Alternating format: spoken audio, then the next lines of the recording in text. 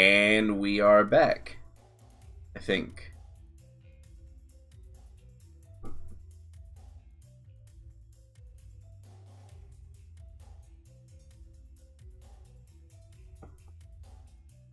Buckle in, boys. This one's gonna be nasty. So there's a man crawling through the desert. He decided to try his SUV in a little bit of cross-country travel, had great fun zooming over the Badlands and through the sand, got lost, hit a big rock, and then he couldn't get it started again. There were no cell phone towers anywhere near, so his cell phone was useless. He had no family, his parents had died a few years before in an auto accident, You're good. and his few friends had no idea he was out there. Of course. He stayed with the car for a day or so, but once his bottle of water ran out, and he was getting thirsty. But his one bottle of water ran out and he was getting thirsty. He thought maybe he knew the direction back, now that he'd paid attention to the sun and thought he'd figured out which way was north. So he decided to start walking. He figured out he'd only had to go about 30 miles or so and he'd be back to the small town he'd gotten gas in last. He thinks about walking at night to avoid the heat and sun, but based upon how dark it actually was the night before, and given that he has no flashlight, he's afraid that he'll break a leg or step on a rattlesnake. So he puts on some sunblock, puts the rest in his pocket for reapplication later, brings an umbrella he'd had in the back of the SUV with him to give him a little shade, pours the windshield wiper fluid into his water bottle in case he gets that desperate, brings his pocket knife in case he finds a cactus that looks like it might have water in it, and heads out in the direction he thinks is right. He walks for an entire day. By the end of the day, he's really thirsty. He's been sweating all day and his lips are starting to crack. He's reapplied the sunblock twice and tried to stay under the umbrella, but he still feels sunburned. The windshield wiper fluid sloshing in the bottle in his pocket is getting really tempting now. He knows that it's mainly water and some ethanol and coloring, but he also knows that if they add some kind of poison, he also knows that they add some kind of poison to keep people from drinking it. He wonders what the poison is, and whether the poison would be worse than dying of thirst. He pushes on, trying to get to that small town before dark. By the end of the day, he starts getting worried. He figures he's been walking for at least 3 miles now. Or he figures he's been walking at least 3 miles an hour. According to his watch, for over 10 hours. That means that if his estimate was right, he should have been close to the town, but he doesn't recognize any of this. He had to cross a dry creek bed a mile or two back, and he doesn't remember coming through it on the SUV. He figures that maybe he just got his direction off a little, and that the dry creek bed was just off to one side of his path. He tells himself that he's close, and that after dark he'll start seeing the town lights over one of these hills, and that'll be all he needs. As it gets dim enough that he starts stumbling over small rocks and things, he finds a spot and sits down to wait for full dark and town lights. Full dark comes before he knows it. He must have dozed off. He stands back up and turns all the way around and sees nothing but stars. He wakes up the next morning feeling absolutely lousy. His eyes are gummy and his mouth and nose feel like they're full of sand. He's so thirsty that he can't even swallow. He barely got any sleep because it was so cold. He'd forgotten how cold it got at night in the desert and hadn't noticed it the night before because he'd been in his car. He knows the rule of threes. 3 minutes without air, 3 days without water, 3 weeks without food, then you die. My God. Some people can make it a little longer, in the best situations, but the desert heat and having to walk in the sweat isn't the best situation to be without water. He figures, unless he finds water, this is his last day. He rinses his mouth out with a little bit of windshield wiper fluid. He waits a while after spitting the little bit out to see if his mouth goes numb or if he feels dizzy. Has his mouth gone numb? Is it just in his mind? He's not sure. He'll go a little farther, and if he still doesn't find water, he'll try drinking some of the fluid. Then he has to face his next, harder question. Which way does he go from here? Does he keep walking the same way he was yesterday, assuming that he still knows which way that is? Or does he try a new direction? he has no idea what to do. Looking at the hills and dunes around him, he thinks he knows the direction he was heading before. Just going by a feeling, he points himself somewhat to the left of that and starts walking. As he walks, the day starts heating up. The desert, too cold just a couple hours before, soon becomes an oven again. He sweats a little at first and then stops. He starts getting worried at that. When you stop sweating, he knows that means you're in trouble, usually right before heat stroke. He decides that it's time to try the windshield wiper fluid. He can't wait any longer. If he passes out, he's dead. He stops in the shade of a large rock, takes the bottle out, opens it, and takes a mouthful. He slowly swallows it, making it last as long as he can. It feels so good in his dry, cracked throat that he doesn't even care about the nasty taste. He takes another mouthful and makes it last too. Slowly, he drinks half the bottle. He figures out that since he's drinking it, he might as well drink enough to make the difference and keep himself from passing out. He's quit worrying about the denaturing of the wiper fluid. If it kills him, it kills him. If he didn't drink it, he'd die anyway. Besides, he's pretty sure that whatever substance they denature the fluid with is just designed to make you sick, their way of keeping winos from buying cheap wiper fluid for the ethanol content. He can handle throwing up if it comes to that. He walks. He walks in the hot, dry, windless desert. Sand, rocks, hills, dunes, the occasional scrawny cactus or dried bush. No sign of water. Sometimes he'll see a little bit of movement to one side or the other, but whatever moved is usually gone before he can focus his eyes on it. Probably birds, lizard, or mice. Maybe snakes, but they usually move more at night. He's careful to stay away from the movements. After a while, he begins to stagger. He's not sure if it's fatigue, heat stroke finally catching him, or maybe he was wrong and the denaturing of the wiper fluid was worse than he thought. He tries to steady himself and keeps going. After more walking, he comes to a large stretch of sand. This is good. He knows he passed over a stretch of sand in the SUV. He remembers doing donuts in it, or at least he thinks he remembers it. He's getting woozy and tired enough that he's not sure that he remembers what he remembers anymore, or if he's hallucinating. But he thinks he remembers it. So he heads off into it, trying to get to the other side, hoping that it gets closer to him, and hoping that it gets him closer to the town. He was heading for a town, wasn't he? He thinks he was. He isn't sure anymore. He's not even sure how long he's been walking anymore. Is it still morning? Has it moved into afternoon? Is the sun going down again? It must be afternoon. It seems like it's been too long since he started out. He walks through the sand. After a while, he comes to a big dune in the sand. This is bad. He doesn't remember any big dunes when driving over the sand in his SUV, or at least he doesn't think he remembers any. This is bad. But he has no other direction to go. Too late to turn back now. He figures he'll get to the top of the dune and see if he can see anything from up there that helps him find the town. He keeps going up the dune. Halfway up, he slips in the bad footing of the sand. For the second or third time, he falls to his knees. He didn't feel like getting back up. He'll just fall down again. So he keeps going up the dune on his hands and knees. While crawling, if his throat weren't so dry, he'd laugh. He's finally gotten to the hackneyed image of a man lost in the desert, crawling through the sand on his hands and knees. It would be the perfect image, he imagines, if only his clothes were more ragged. He took my car! This should equate to $30 per hour, so worth. Awesome, yeah.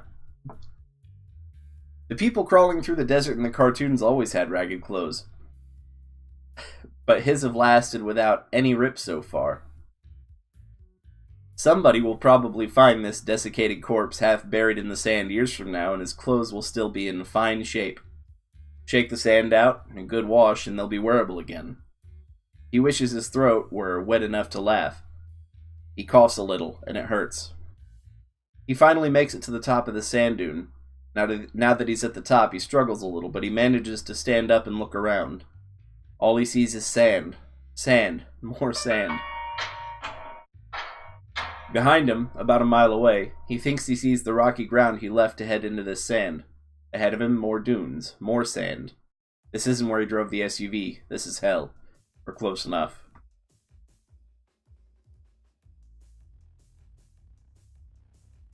Water break.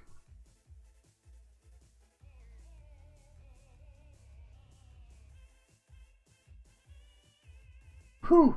Again, he doesn't know what to do. He decides to drink the rest of the wiper fluid while figuring it out. He takes out the bottle and is removing the cap when he glances to the side and he sees something. Something in the sand, at the bottom of the dune. Off to the side, he sees something strange. It's a flat area in the sand, so he stops taking the cap off the bottle and tries to look closer. The area seems to be circular, and it's dark, darker than the sand, and there seems to be something in the middle of it, but he can't tell what it is. He looks as hard as he can, and still can't tell from here. He's going to have to go down there and look. He puts the bottle back in his pocket and he starts to stumble down the dune. After a few steps, he realizes that he's in trouble. He's not going to be able to keep his balance. After a couple more sliding, tottering steps, he falls and starts to roll down the dune. The sand is so hot when his body hits it that for a minute he thinks he's caught on fire on the way down. It's like a movie car wreck flashing into flames as it goes over a cliff before it even hits the ground. He closes his eyes and mouth, covers his face with his hands, and waits to stop rolling. He stops at the bottom of the dune. After a minute or two, he finds enough energy to try to sit up and get the sand out of his face and clothes. When he clears his eyes enough, he looks around to make sure that the dark spot in the sand is still there and he hadn't just imagined it. So seeing the large, flat, dark spot on the sand is still there, he begins to crawl towards it. He'd get up and walk towards it, but he doesn't seem to have the energy to get up and walk right now. He must be in the final stages of dehydration, he figures, as he crawls. If this place in the sand doesn't have water, he'll likely never make it anywhere else. This is his last chance.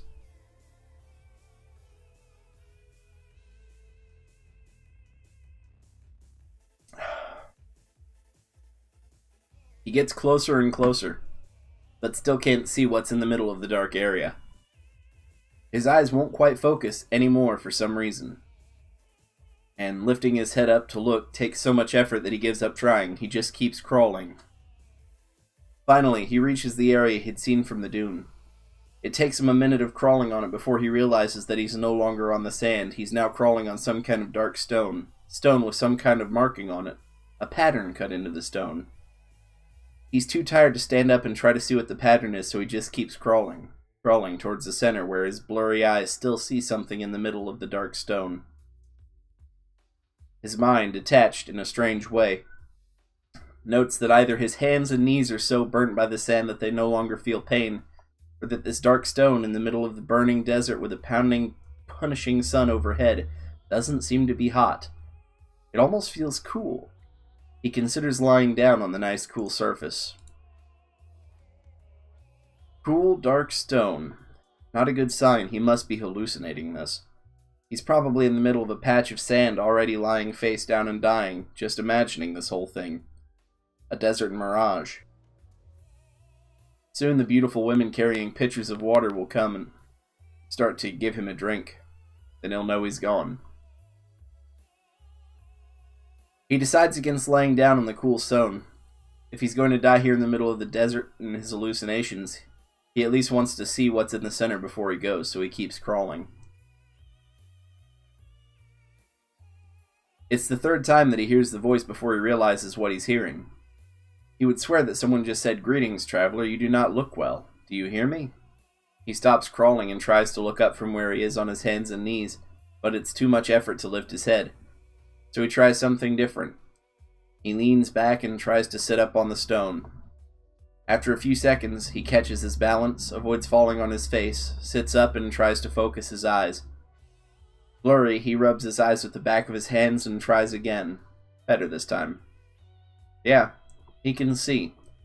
He's sitting in the middle of a large, flat, dark expanse of stone.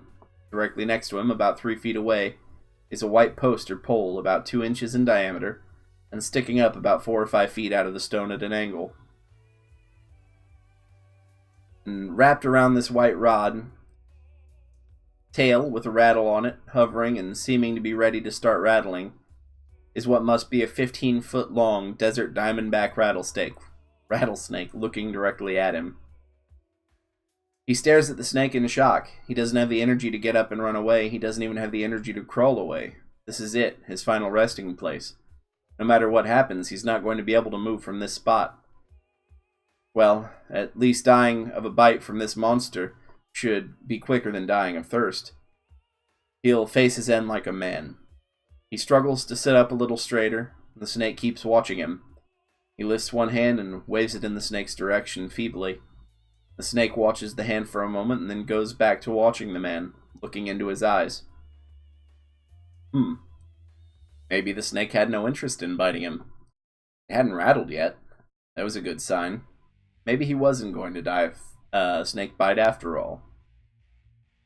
He then remembers that he'd looked up when he'd reached the center here because he thought he'd heard a voice. He was still very woozy. He was likely to pass out soon. The sun beat down on him even though he was now on the cool stone. He still didn't have anything to drink, but maybe he had actually heard a voice. The stone didn't look natural. Nor did the white post sticking up out of the stone. Someone had to have built this. Maybe they were still nearby. Maybe that was who talked to him. And maybe the snake was even their pet. That's why it wasn't biting. He tries to clear his throat to say hello, but his throat is too dry. All that comes out is a coughing or wheezing sound. There is no way he's going to be able to talk without something to drink. He feels his pocket, and the bottle with the wiper fluid is still there. He shakily pulls the bottle out, almost losing his balance and falling on his back in the process. This isn't good. He doesn't have much time left by his reckoning before he passes out.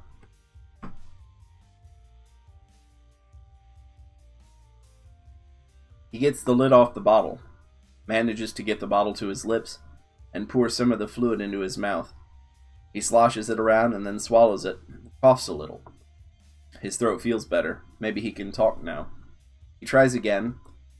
Ignoring the snake, he turns to look around him, hoping to spot the owner of this place, and croaks out, "Hello, is anyone there?" He hears from his side, "Greetings, what is it that you want?" He turns his head back towards the snake. That's where the sound had seemed to come from. The only thing he can think of is that there must be a speaker hidden under the snake, or maybe built into that post. He tries asking for help. "Please," he croaks again, suddenly feeling dizzy. "I'd love to not be thirsty anymore. I've been a long time without water. Can you help me?" Looking in the direction of the snake, hoping to see where the voice was coming from this time, he's shocked to see the snake rear back, open its mouth, and speak. He hears it say, as the dizziness overtakes him and he falls forward, face first onto the stone, "Very well, coming up." A piercing pain shoots through his shoulder, and suddenly he's awake. He sits up and grabs his shoulder, wincing at the throbbing pain. He's momentarily disoriented as he looks around, and then he remembers. To crawl across the stand, the dark area of stone. Snake? He sees the snake, still wrapped around the tilted white post, looking at him. He reaches up and feels his shoulder, where it hurts. It feels slightly wet. He pulls his fingers away and looks at them. Blood. He feels his shoulder again. His shirt has what feels like 2 holes in it. 2 puncture holes. They match up with the 2 aching spots of pain on his shoulder. He'd been bitten. By the snake.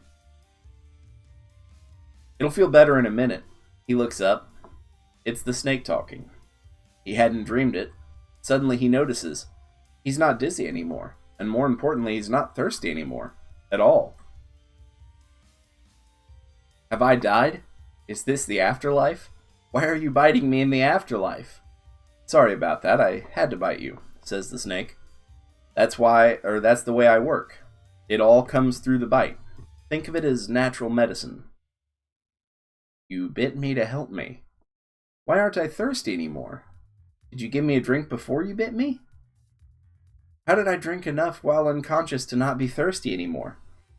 I haven't had a drink for over 2 days. Well, except for the windshield wiper fluid. Hold it.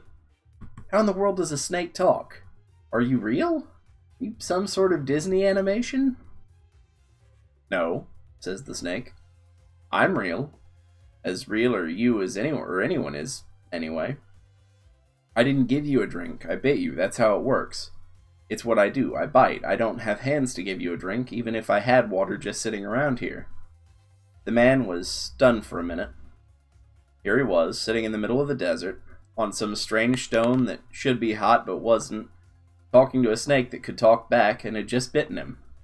And he felt better. Not great, he was still starving and exhausted, but much better.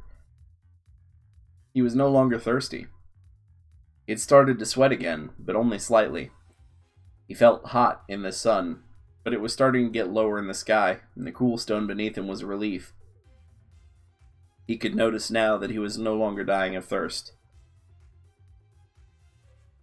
I might suggest that we take care of the methanol now you now have in your system with the next request, continued the snake.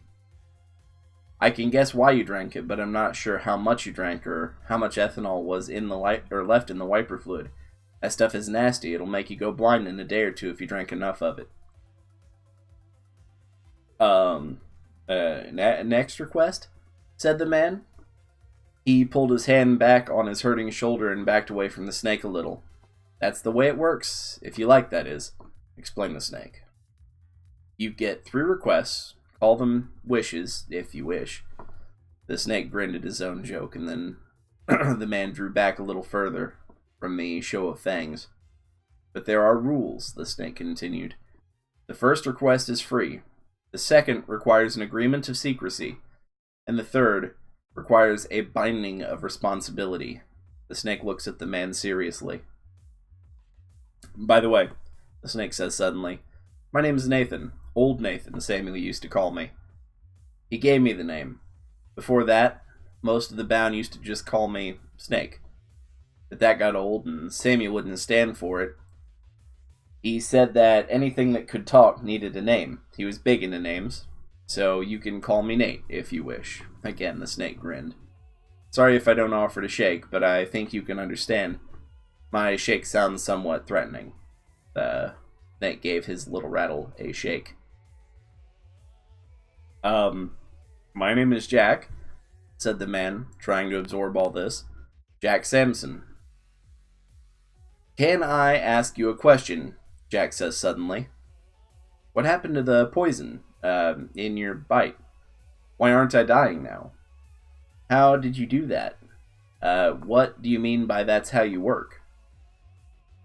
That's more than one question, grinned the snake. But I'll try to answer all of them. First, you can ask me a question. The snake's grin gets wider. Second, the poison is in you. It changed you. You now no longer need to drink. That's what you asked for. Or, well, technically you asked not to be thirsty anymore, but anymore is such a vague term I decided to make it permanent. Now, as long as you live, you shouldn't need to drink much at all. Your body will conserve water very efficiently. You should be able to get enough just from the food you eat. Much like a creature of the desert, you have been changed. For the third question, Nick continues, you are still dying. Besides the effects of the methanol in your system, you're a man, and men are mortal. In your current state, I give you no more than about 50 years, assuming you get out of this desert alive, that is. Nate seemed vastly amused at his own humor, and continued his wide grin. As for the fourth question, Nate said, looking more serious as far as Jack could tell, as Jack was just now working on his ability to read talking snake emotions from snake facial features. First, you have to agree to make the second request and become bound by the secrecy, or I can't tell you. Wait, joked Jack. Isn't this where you say you could tell me but you'd have to kill me? I thought that was implied, and Nate continued to look serious. Yeah. Jack leaned back a little bit so that as he remembered again that he was talking to a 15-foot poisonous reptile with a reputation for having a nasty temper. So what is this bound by secrecy stuff, and can you really stop the effects of the methanol? Jack thought for a second. And what do you mean methanol anyway? I thought these days they used ethanol in wiper fluid and just denature it. They may, I don't really know, said Nate. I haven't gotten out in a while, maybe they do. All I know is that I smell methanol on your breath, and that bottle in your pocket, and the blue color of the liquid when you pulled it out to drink let me guess that it was wiper fluid. I assume they still color wiper fluid blue. Yeah, they do, said Jack. I figured, replied Nate. As for being bound by secrecy, with the fulfillment of your next request, you will be bound to say nothing about me, this place, or any of the information I will tell you after that. When you decide to go back out to your kind, you won't be allowed to talk about me, write about me, use sign language, charades, or even act in a way that will lead someone to guess correctly about me. You'll be bound to secrecy. Of course, I'll also ask you not to promise to give me away. As I'm guessing you're not a man of your word, or as I'm guessing you're a man of your word, you'll never test the binding anyway, so you won't notice. Nate said the last part with utter confidence. Jack, who had always prided himself on being a man of his word, felt a little nervous at this. Nate? Who are you? How did you know that? Are you, omniscient or something? Well, Jack, said Nate sadly, I can't tell you that unless you make the second request. Nate looked away for a minute and then looked back. Well, okay, said Jack. What is this, about a second request? What can I ask for? Are you allowed to tell me that? Sure, said Nate, brightening. You're allowed to ask for changes to yourself. They're like wishes, but they can only affect you. Oh, and before you ask, I can't give you immortality or omniscience or omnipresence, for that matter. Though I might be able to make you gaseous and yet remain alive. And then you could spread through the atmosphere and sort of be omnipresent. But what good would that be? You still wouldn't be omniscient and thus could still only focus on one thing at a time. Not very useful. At least in my opinion. Nate stopped when he realized that Jack was staring at him. Well, anyway, continued Nate, I'd probably suggest giving you a permanent good health. It would negate the methanol now in your system, you'd be immune to most poisons and diseases, and you'd tend to live a very long time, barring accident, of course. And you'll even have a tendency to recover from accidents well. It always seemed like a good choice for a request for me. Cure the methanol poisoning, huh? Said Jack. And keep me healthy for a long time? That doesn't sound bad at that. And it has to be a request about a change to me. I can't ask to be rich, right? Because that's not really a change to me? Right, nodded Nate. Could I ask to be a genius and permanently healthy? Jack asked, hopefully. That takes 2 requests, Jack. Yeah, I figured so, said Jack. But I could ask to be a genius. I could become the smartest scientist in the world or the best athlete. Well, I could make you very smart, admitted Nate. That wouldn't necessarily make you the best scientist in the world, or I could make you very athletic, but it wouldn't necessarily make you the best athlete either. You've heard the saying that 99% of genius is hard work? Well, there's some truth to that. I can give you the talent, but I can't make you work hard. It all depends on what you decide to do with it. Said Jack. Okay, I think I understand. And I get a 3rd request after this one? Maybe, said Nate. It depends on what you decide then. There are more rules for the 3rd request that I can only tell you about after the 2nd request. You know how it goes. Nate looked like he'd shrug if he had shoulders. Okay, well, since I'd rather not be blind in a day or 2 and permanent health doesn't sound bad, then consider that my 2nd request, officially. Do I need to sign in blood or something? No, said Nate. Just hold out your hand or heal, Nate grinned. It is a joke. Or whatever part you want me to bite. I have to bite you again. Like I said before, that's how it works. The poison, you know, Nate said apologetically. Jack winced a little and felt his shoulder, where the bite was. Hey, it didn't hurt anymore. Just like Nate had said. That made Jack feel better about the biting business, but still, standing still while a 15-foot snake snuck its fangs into you. Jack stood up, ignoring how good it felt to be able to stand again, and the hunger started to gnaw at his stomach, Jack tried to decide where he wanted to get bitten. Despite knowing that it wouldn't hurt for long, Jack knew that this wasn't going to be easy. "Hey, Jack," Nate said suddenly, looking past Jack towards the dunes behind him. "Is that someone else coming up over there?" Jack spun around and looked. Who else could be out in the middle of nowhere? And did they bring food? Wait a minute, there was nobody over there. It was Nate. Jack let out a bellow as he felt Two Fangs sink into his rear end through his jeans. Jack sat down carefully, favoring his more tender buttock. "I would have decided eventually, Nate. I was just thinking about it. You didn't have to hoodwink me like that."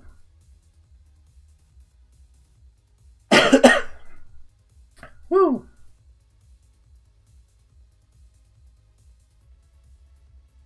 Very well compensated. "I've been doing this a long time, Jack," said Nate confidently. "You humans have a hard time sitting still letting a snake bite you, especially one my size. And besides, admit it, it's only been a couple of minutes and it already doesn't hurt anymore, does it? That's because of the health benefit with this one. I told you you'd heal quickly now." "Yeah, well, still," said Jack. "It's the principle of the thing. Nobody likes getting bitten in the butt. Could you have gotten my calf or something instead?" "There's more meat in the typical human butt," replied Nate. "And less chance you'd accidentally kick me or move at the last second." "Yeah, right. So, tell me all these wonderful secrets that I now qualify for," answered Jack. "Okay," said Nate. "Do you want to ask the questions first, or do you want me to just start talking?" "Just talk," said Jack. "I'll sit here and try not to think about food." "We could go try to rustle up some food for you first, if you like," answered Nate. "Hey, you didn't tell me you had food around here." Nate?" Jack jumped up. "What do we have? Am I in walking distance to town, or can you magically whip up food along with your powers?" Jack was almost shouting with excitement. His stomach had been growling for hours. "I was thinking more like I could flush something out of this hole and bite it for you, and then you could skin it and eat it, assuming you have a knife, that is," replied Nate with a grin Jack was starting to get used to. Said Jack, sitting back down. "I think I'll pass. I can last a little longer before I get desperate enough to eat a desert rat or whatever else you think it is out here. There's nothing to burn. I'd have to eat it raw. No thanks. Just talk."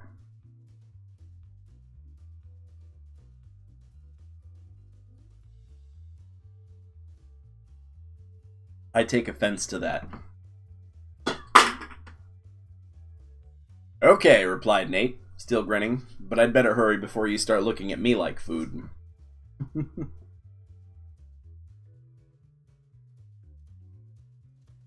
Get roasted, Sasha.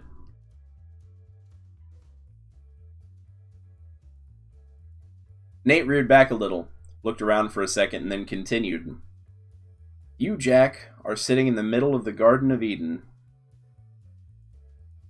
Jack looked around at the sand and the dunes, and then he looked back at Nate skeptically. "Well, that's the best I can figure anyway, Jack," said Nate. "Stand up and look at that symbol on the rock there." Nate gestured around the dark stone they were both sitting on with his nose. Jack stood up and looked. Carved into the stone in bas relief was a representation of a large tree. The angled pole that Nate was wrapped around was coming out of the trunk of the tree, right below where the main branches left the trunk to reach out across the stone. It was very well done.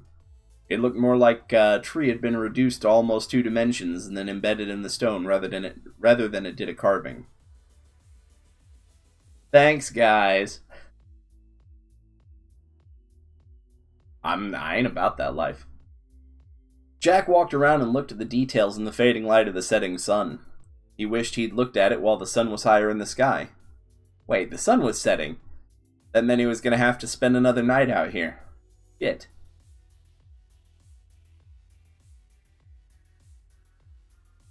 Jack looked out across the desert for a little bit, and then came back and stood next to Nate.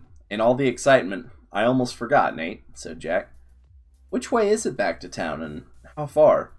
I'm eventually gonna have to head back. I'm not sure I'll be able to survive out here by eating raw desert critters for long, and even if I can, I'm not sure I'll want to.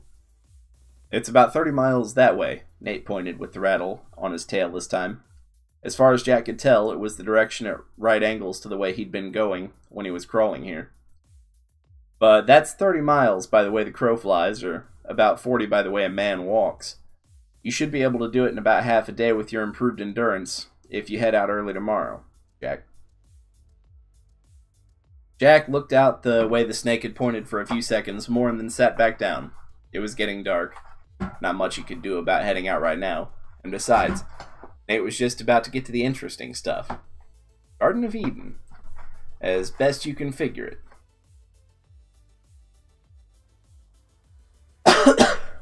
This is actually making me feel like a man in the desert with this dry throat.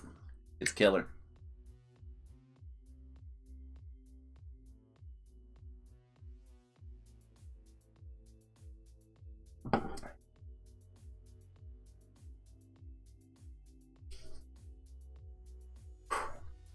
Well, yeah, as best as I and Samuel could figure it anyway, said Nate. He figured that the story just got a little mixed up. You know, snake in a tree, offering temptations, making bargains, that kind of stuff. But he could never quite figure out how the Hebrews found out about this spot from across the ocean. He worried about that for a while. Garden of Eden, huh? Said Jack. How long have you been out here, Nate? No idea, really, replied Nate. A long time. It never occurred to me to count the years until recently, and by then, of course, it was too late. But I do remember when this whole place was green, so I figure it's been 1,000 years at least. So are you the snake that tempted Eve? Said Jack. Beats me, said Nate. Maybe. I can't remember if the first one of your kind I talked to was female or not. I never got a name, but it could have been. And I suppose she could have considered my offer to grant requests a temptation, though I've rarely had refusals. Well, how did you get here then? And why is that white pole stuck in the stone over there? Asked Jack. Dad left me here. Or I assume it was my dad.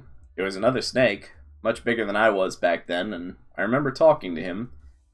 But I don't remember if it was in a language or just kind of understanding what he wanted. But one day he brought me to this stone, told me about it, and asked me to do something for him. I talked it over with him for a while, then agreed. I've been here ever since. What is this place? Said Jack. And what did he ask you to do? Well, you see this pole here sticking out of the stone. Nate loosened his coils around the tilted white pole and showed Jack where it descended into the stone. The pole was tilted at about 45 degrees, and seemed to enter the stone in an 18-inch slot cut into the stone. A little redundant. Jack leaned over and looked. The slot was dark, and the pole went down into it as far as Jack could see into the dim light. Jack reached out to touch the pole, but Nate suddenly was there in the way. You can't touch that yet, said Nate. Why not? Said Jack. I haven't explained it to you yet, replied Nate. Well, it kind of looks like a lever or something, said Jack. You'd push it that way and it would move into the slot. Yeah, that's what it is, replied Nate. So what does it do? Asked Jack. And the world?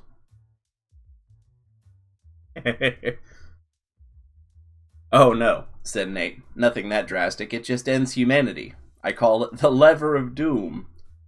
For the last few words, Nate had used a deeper ringing voice. It tried to look serious for a few seconds, and then he gave up and grinned.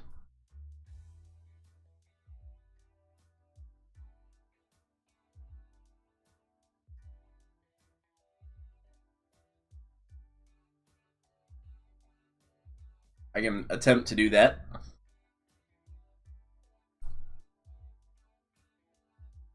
Jack was initially startled by the snake's pronouncement, but then Nate grinned and Jack laughed. Ha! You almost had me fooled for a second there. What does it really do? Oh, it ends humanity, like I said. Smirked Nate. I just thought the voice I used was funny, didn't you? Nate continued to grin. A lever to end humanity, asked Jack. What in the world is that for? Why would anyone need to end humanity? Well, replied Nate, I get the idea that maybe humanity was an experiment. Or maybe the big guy just thought that if humanity started to go really bad, there should be a way to end it. I'm not really sure. All I know are the rules, and the guesses that Samuel and I had about why it's here. I didn't really think to ask back when I started here. Rules. What rules? Asked Jack. The rules that I can't tell anybody about or let them touch it. The rules are that I can't The rules are that I can't tell anyone about it or let them touch it unless they agree to be bound by secrecy by a bite. And that only one human can be bound in that way at a time. That's it. Jack looked somewhat shocked. You mean that I could pull the lever now? You'd let me end humanity? Yeah, replied Nate, if you want to. Nate looked at Jack carefully. Do you want to, Jack? No, said Jack, stepping a little further back away from the lever. Why in the world would anyone want to end humanity? It'd take a psychotic to want that. Or worse, a suicidal psychotic. Because it would kill them too, wouldn't it? Has anyone ever seriously considered it? Asked Nate. Any of those bound by secrecy, that is? Well, of course.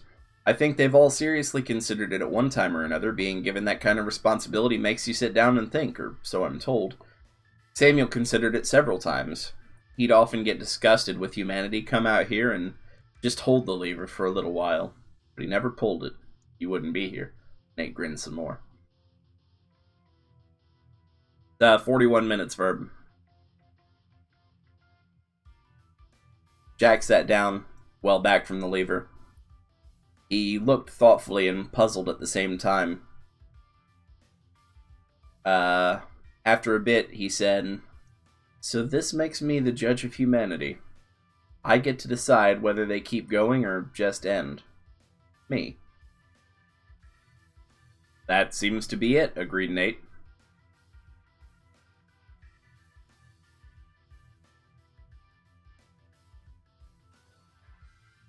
What kind of criteria do I use to decide? Said Jack. How do I make this decision?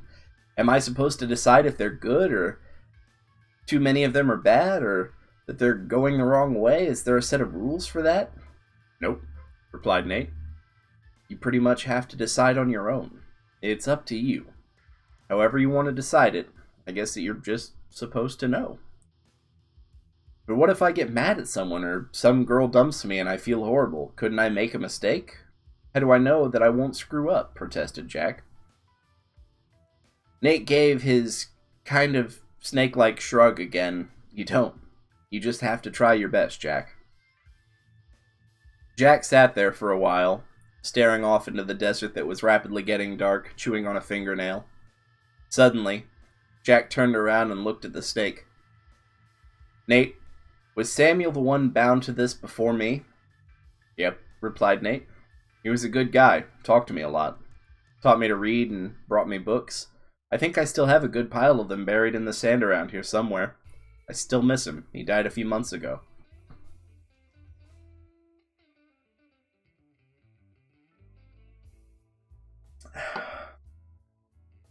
Sounds like a good guy, agreed Jack. How did he handle this when you first told him? Going price is $30. But I feel really invested at this point. Sounds like a good guy, agreed Jack. How did he handle this when you first told him? What did he do? Well, said Nate, he sat down for a while and thought about it for a bit. And then asked me some questions, much like you're doing. What did he ask you, if you're allowed to tell me? He asked me about the third request, replied Nate. Aha! It was Jack's turn to grin. And what did you tell him? I told him the rules for the third request, that to get the third request, you have to agree to this whole thing. That if it ever comes to the point that you really think that humanity should be ended, that you'll come here and end it. You won't avoid it, and you won't wimp out. Nate looked serious again. And you'll be bound to do it too, Jack. Jack looked back out into the darkness for a while, Nate watching him, waiting. Nate, continued Jack, quietly eventually. What did Samuel ask for with his third request? Nate sounded like he was grinning again as he replied, also quietly.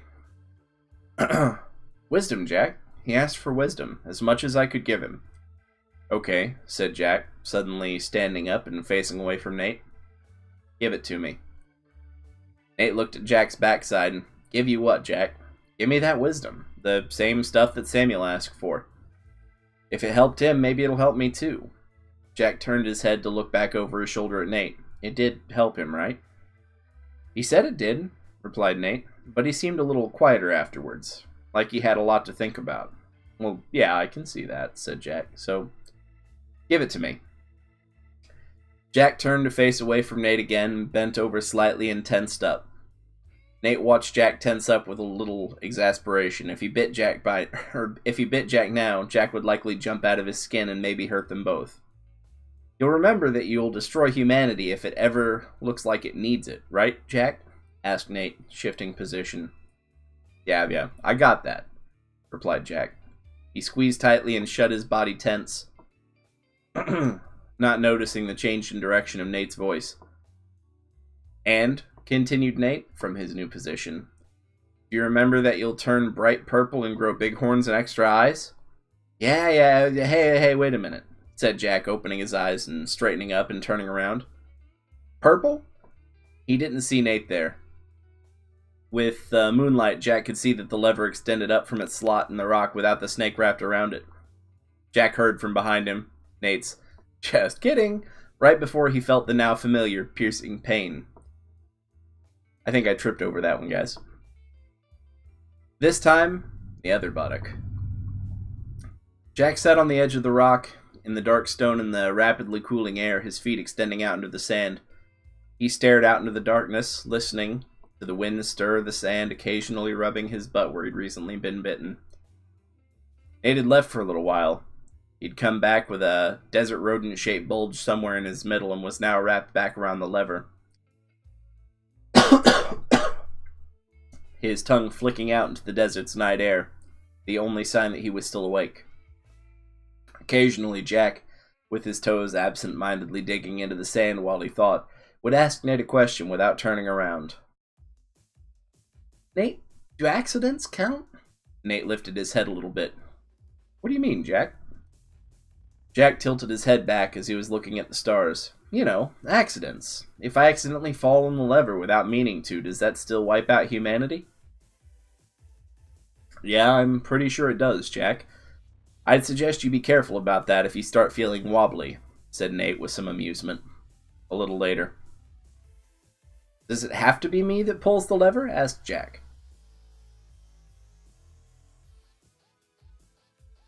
That's the rule, Jack. Nobody else can pull it, answered Nate. No, Jack shook his head. I mean, does it have to be by my hand? Could I pull the lever with a rope tied around it, or push it with a stick, or throw a rock? Yes, those should work, replied Nate, though I'm not sure how complicated you could get. Samuel thought about trying to build some kind of remote control for it once, but gave up. Everything he'd build would be gone by the next sunrise, if it was touching the stone or over it. I told him that in the past others that had been bound had tried to bury the lever so they wouldn't be tempted to pull it, but every time the stones or sand or whatever they had used had disappeared. Wow, said Jack. Cool. Jack leaned back until only his elbows kept him off the stone and looked up into the sky. Nate, how long did Samuel live? One of his wishes was for health too, right? Said Jack. Yes, replied Nate. It was. He lived 167 years, Jack. Wow. 167 years. That's almost 140 more years than I'll live if I die, or if I live as long. That's almost 140 more years I'll live if I live as long. You know what he died of, Nate? He died of getting tired of living, Jack, said Nate, sounding somewhat sad. Jack turned his head to look at Nate in the starlight. Nate looked back. Samuel knew he wasn't going to be able to stay in society. He figured that they'd eventually see him still alive and start questioning it. So he decided that he'd have to disappear for a while. He faked his death once, but changed his mind. He decided it was too early and that he could stay for a little longer. He wasn't very fond of mankind, but he liked the attention, most of the time anyway. His daughter and then his wife dying almost did him in, though. He didn't stay in society much longer after that. He eventually came out here to spend time talking to me and thinking about pulling the lever. A few months ago, he told me that he'd had enough. It was his time. And then he just died? Asked Jack. Nate shook his head a little. He made his fourth request, Jack. That's the only thing you can ask for the fourth request. The last bite.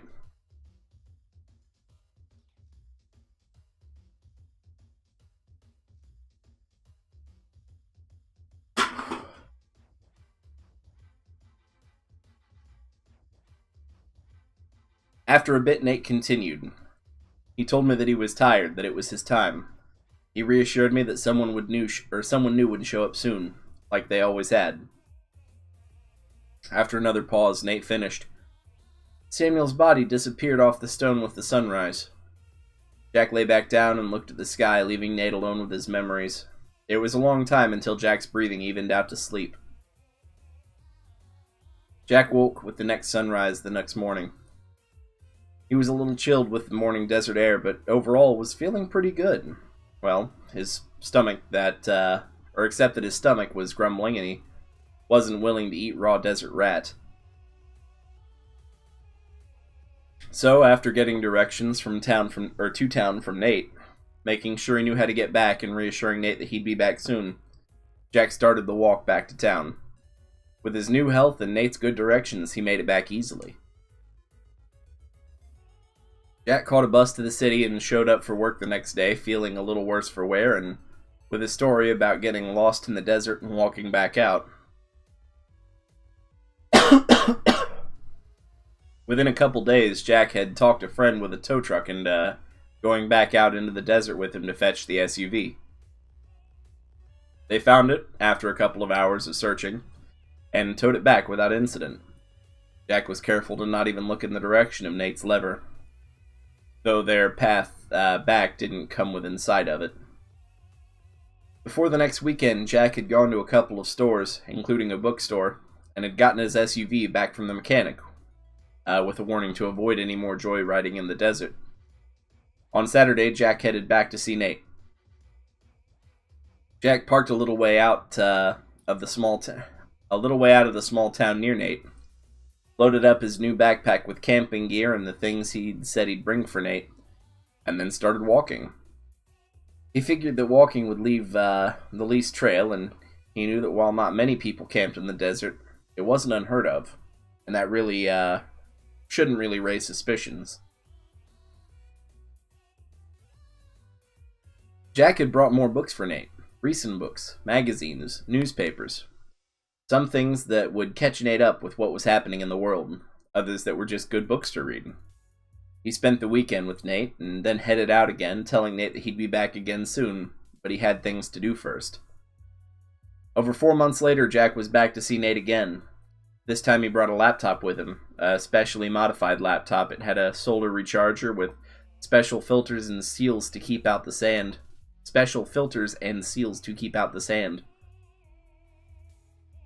A satellite link-up and a special keyboard and joystick that Jack hoped a 15-foot rattlesnake would be able to use. And it had been hacked to not give out its location to the satellite. After that, Jack could email Nate to keep in touch, but still visited him fairly regularly, at least once or twice a year. After the first year, Jack quit his job. For some reason, with the wisdom he'd been given, and the knowledge that he could live for over 150 years, working in a 9 to 5 for someone else didn't seem that worthwhile anymore. Jack went back to school. Eventually, Jack started writing. Perhaps because of the wisdom, or perhaps because of his new perspective, he wrote well. People liked what he wrote, and he became well known for it. After a time, Jack bought an RV and started traveling around the country for book signings and readings.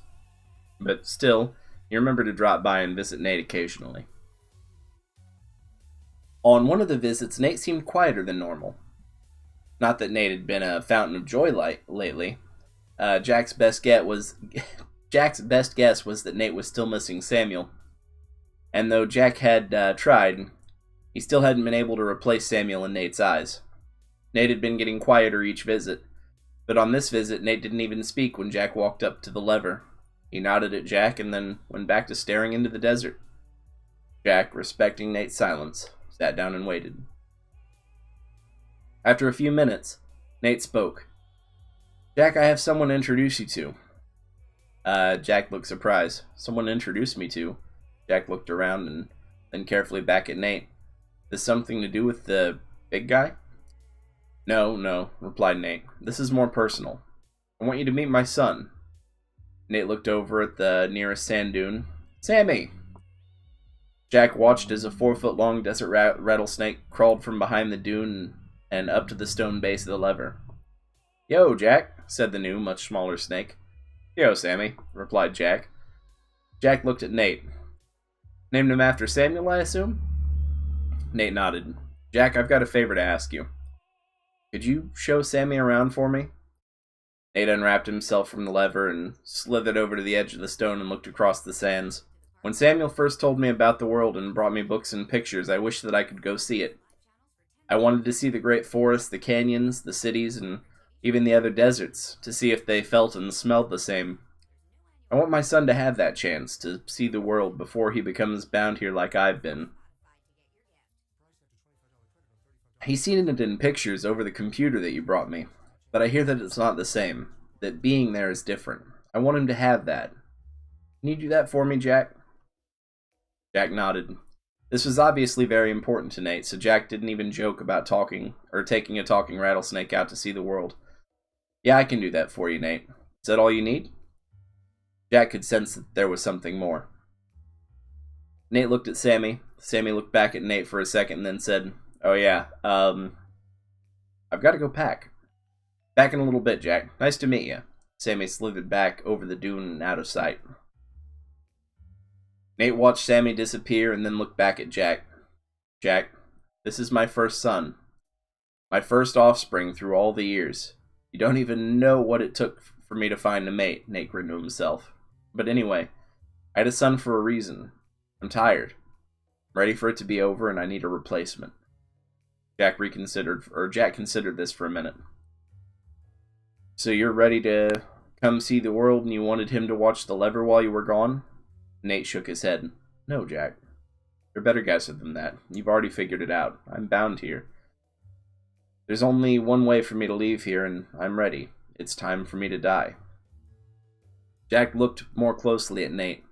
He could tell Nate had thought about this, probably for quite a while. Jack had trouble imagining what it would be like to be as old as Nate. But Jack could already tell that in another 100 or 200 years, he might be getting tired of life himself. Jack could understand Samuel's decision, and now Nate's. So, all Jack said was, "What do you want me to do?" Nate nodded. "Thanks, Jack. I only want 2 things. 1, show Sammy around the world. Let him get his fill of it until he's ready to come back here and take over. And 2, give me the 4th request." "I can't just decide to die, not any more than you can. I won't even die of old age like you eventually will. Even though it'll be a long time from now, I need to be killed. Once Sammy is back here, ready to take over, I'll be able to die, and I'll need you to kill me. I've even thought about how. Poisons and other drugs won't work on me. and I've seen pictures of snakes that were shot. Some of them live for days, so that's out too. So I want you to bring back his sword. Nate turned away to look back at the dune that Sammy had gone behind. I'd say an axe, but that's somewhat undignified, putting my head on the ground or a chopping block like that. No. I want a sword. A time-honored way of going out. A dignified way to die. And most importantly, it should work. Even on me. You willing to do that for me, Jack? Nate turned back to look at Jack. Yeah, Nate, replied Jack solemnly. I think I can handle that. Woo!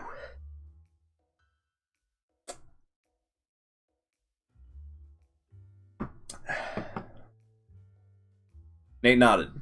Good. He turned back towards the dune and shouted, Sammy, Jack's about to leave. And then quietly, thanks, Jack.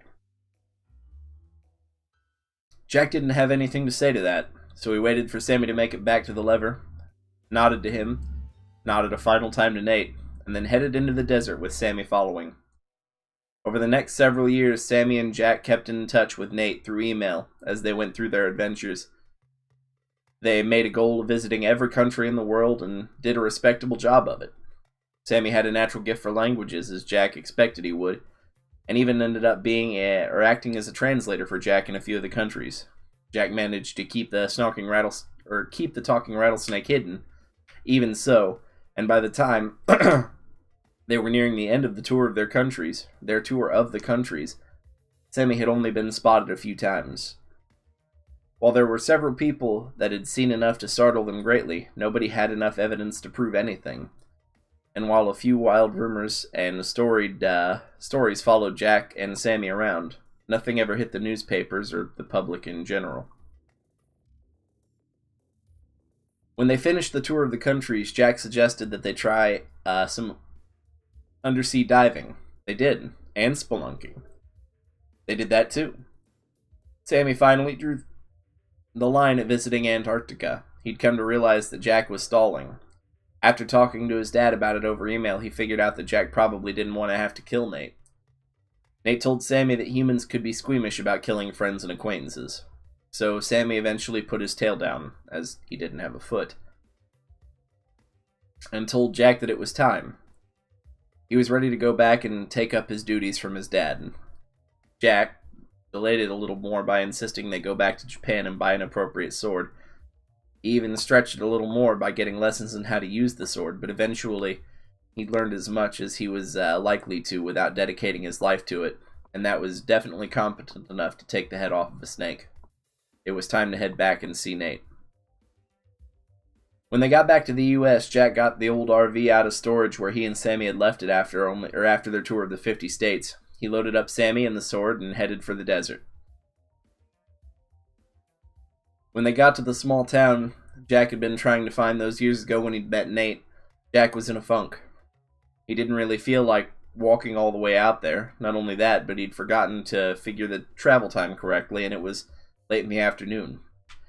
They'd either have to spend the night in town or walk out tomorrow, or walk in the dark. As Jack was afraid that if he'd waited one more night, he might lose his resolve, he decided that he'd go ahead and drive the RV out there. It was only going to be this once, and Jack would go back to cover the tracks afterwards, though they might be able to make it out by nightfall if they drove, and then they could get over it tonight. Get it over tonight.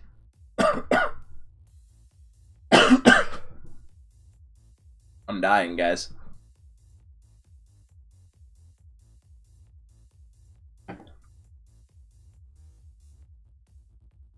Jack told Sammy to email Nate that they were coming as he drove out of sight of the town on the road.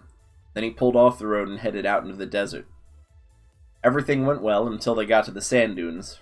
Jack had been nursing the RV along the whole time, over the rocks, through the creek beds, revving the engine the few times they almost got stuck. When they came to the dunes, Jack didn't really think about it. He just downshifted and headed up the first one. By the third time, Jack started to regret that he'd decided to try driving on the sand. The RV was fishtailing and losing traction. Jack was having to work it up. each dune slowly and was trying to keep it from losing control each time they came over the top and slid down the other side. Sammy had come up to sit in the passenger seat, coiled up and laughing at Jack's driving. As they came over the top of the fourth dune, the biggest one yet, Jack saw that this was the final dune. The stone, the lever, and somewhere Nate waited below. Jack put on the brakes, but he'd gone a little too far. The RV started slipping down the other side. Jack tried turning the wheel, but it didn't have enough traction. He pumped the brakes. No response. They started sliding down the hill faster and faster. Jack felt a shot go through him as he suddenly realized they were heading for the lever. He looked down. The RV was directly on course for it. If Jack didn't do something, the RV would hit it. He was about to end humanity. Jack steered more frantically, trying to get traction. It still wasn't working. The dune was too steep and the sand too loose. In a split second, Jack realized that his only chance would be to hit the stone around the lever. His only chance would be once he hit the stone around the lever, he should have traction on the stone for just a second before he hit it. He wouldn't have time to stop, but he should have time to be able to steer away. Jack took a better grip on the steering wheel and tried to turn the RV a little bit. Every little bit would help. He'd have to time this turn just right. The RV got into the bottom of the dune, sliding at an amazing speed in the sand. Just before they reached the stone, Jack looked across it to check if they were still heading for the lever. He was off to the side of the lever, but still on the stone, waiting for them. Or Nate wasn't wrapped around the lever. He was off to the side of the lever, but still on the stone, waiting for them.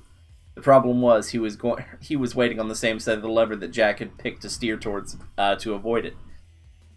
The RV was already starting to drift that way a little in its mad rush across the sand, and there was no way that Jack was going to be able to go around the lever to the other side.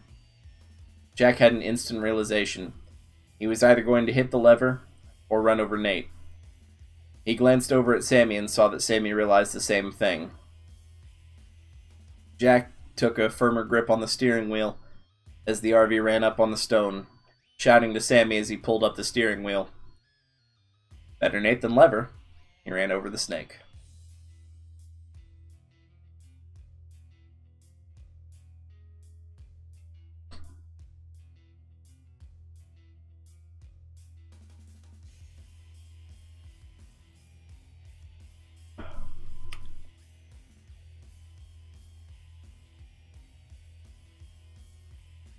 Yep. I feel gratified.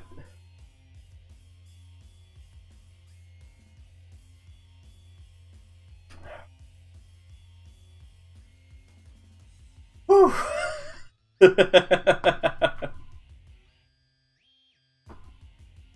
Oh man, I kind of want to stop it and start it so that I can move this to YouTube. So I'm going to do that real quick. I will be right back.